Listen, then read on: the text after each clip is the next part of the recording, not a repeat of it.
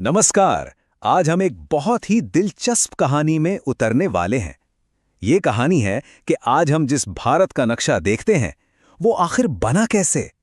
ये सिर्फ लकीरें खींचने की बात नहीं थी।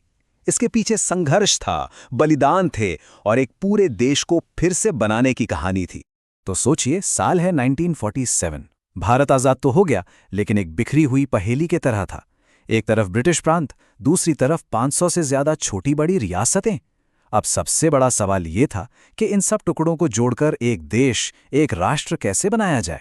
तो सबसे पहला और सबसे बड़ा काम था इन सभी को राजनैतिक तौर पर एक करना। और इस काम में 3 रियासतें ऐसी थी जिन्होंने सबसे ज्यादा मुश्किल खड़ी की। इनमें से पहला था हैदराबाद। हैदराबाद ने साफ मना कर दिया कि वो भारत का हिस्सा नहीं बनेगा। तो फिर सरकार को एक पुलिस एक्शन लेना पड़ा, जिसे ऑपरेशन पोलो के नाम से जाना जाता है, और तब जाके हैदराबाद भारत में शामिल हुआ। अगला था जूनागढ़। यहां मामला अलग था। यहां पर लोगों से पूछा गया कि वो क्या चाहते हैं, और वहां की जनता ने वोट देकर भारत में शामिल होने का फैसला किया। तो एक तरह से ये लोगों की आवाज थी जिसने जूनागढ़ का भविष्य तय किया। और फिर था जम्मू कश्मीर का मामला। यहां पर हालात तब बदले जब एक बाहरी आक्रमण का खतरा मंडराने लगा। उस मुश्किल घड़ी में वहां के शासक ने विलय पत्र पर दस्तखत किए और इस तरह जम्मू कश्मीर भी भारत का हिस्सा बना। चलिए, तो देश राजनीतिक तौर पर तो एक हो गया, सारी रियासतें जुड़ गईं। लेकिन कहानी यहां खत्म नहीं हुई। असल में एक नई और बहुत ही जबरदस्त मांग लोगों के बीच से उठने लगी। एक ऐसी मांग जिसने भारत की कहानी का अगला पन्ना लिखना था। ये मांग क्या थी? मांग थी भाषा की। देश के अलग अलग कोनों से, जहां लोग एक जैसी भाषा बोलते थे, आवाज उठने लगी कि हमें हमारी भाषा के आधार पर अपना अलग राज्य चाहिए। उनका मानना था कि अपनी संस्कृति और अपनी पहचान को बनाए रखने के लिए ये बहुत जरूरी है। अब सरकार इस मांग को लेकर थोड़ी हिचकिचा रही थी। डर ये था कि अगर भाषा के नाम पर देश को बांटा गया तो जो एकता बड़ी मुश्किल से बनी है वो कहीं कमजोर न पड़ जाए। और इस सोच को मजबूती दी 2 बड़ी कमेटियों ने। पहले एस.के. धर कमीशन और फिर जे.वी.पी. कमेटी। दोनों ने ही कहा कि भाषा के आधार पर राज्य बनाना ठीक नहीं होगा, ये देश की एकता के लिए खतरा हो सकता है। लेकिन सरकार का ये जो रुख था, इसे एक बहुत बड़ी और दुखद चुनौती मिलने वाली थी। ये चुनौती आई मद्रास प्रांत के तेलुगु बोलने वाले इलाकों से। यहाँ एक बड़े नेता थे, पोट्टी श्रीरामुलु।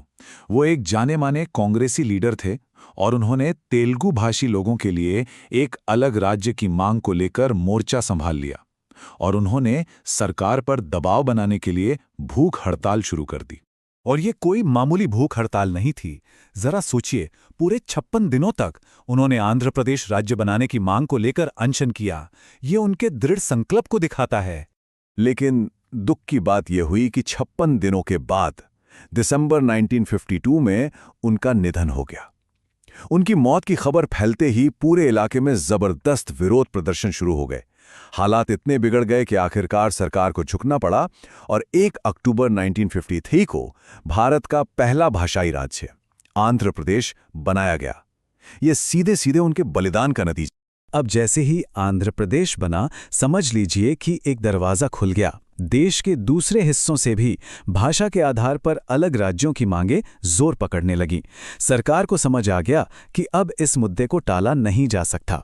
तो इस पूरी स्थिति को संभालने के लिए और एक सही और टिकाऊ हल निकालने के लिए सरकार ने 1953 में राज्य पुनर्गठन आयोग बनाया। इसे फजल अली कमीशन भी कहते हैं, क्योंकि वही इसके अध्यक्ष थे। इसका काम था भारत की अंदरूनी सीमाओं को फिर से तय करने के लिए एक पूरा प्लान तैयार करना। तो इस कमीशन ने अपनी रिपोर्ट में एक बहुत ही अहम बात कही। उन्होंने माना कि हाँ, भाषा राज्यों के बंटवारे का एक आधार हो सकती है, लेकिन एक शर्त पर। और वो शर्त सबसे जरूरी थी कि देश की एकता और सुरक्षा से कोई समझौता नहीं होगा, वो हमेशा पहले आएगी। और यही सिद्धांत, यही सोच 1956 के ऐतिहासिक राज्य पुनर्गठन अधिनियम की नींव बनी। ये वो कानून था जिसने भारत के नक्शे को पूरी तरह से एक नया रूप दिया। और इस कानून के तहत कितना बड़ा बदलाव आया? इसके तहत एक साथ 14 नए राज्य बनाए गए। और सिर्फ राज्य ही नहीं, इन 14 राज्यों के साथ साथ 6 केंद्र शासित प्रदेश यानी यूनियन टेरिटरीज भी बनाए गए। तो एक तरह से आज हम जो भारत का नक्शा देखते हैं, उसकी नींव इसी कानून ने रखी थी। लेकिन कहानी 1956 में खत्म नहीं हुई। ये तो बस एक शुरुआत थी। भारत का नक्शा कोई पत्थर की लकीर नहीं बन गया, बल्कि आने वाले दशकों में वो लगातार बदलता रहा, विकसित होता रहा। देखिए, 1960 में बॉम्बे राज्य को गुजरात और महाराष्ट्र में बांटा गया। फिर 1966 में पंजाब से हरियाणा बना। साल 2000 में 3 नए राज्य बने, छत्तीसगढ़, उत्तराखंड और झारखंड। और हाल ही में 2014 में आंध्र प्रदेश से अलग होकर तेलंगाना बना। तो ये सिलसिला चलता रहा। और इसी लंबी और दिलचस्प यात्रा के बाद हम आज के भारत के नक्शे तक पहुंचे हैं, जहां आज 28 राज्य और 8 केंद्र शासित प्रदेश हैं। तो आखिर में एक सवाल सोचना तो बनता ही है। भारत के नक्शे पर जो ये लकीरें हैं, ये सिर्फ सीमाएं नहीं हैं, ये पहचान और एकता की कहानी कहती हैं।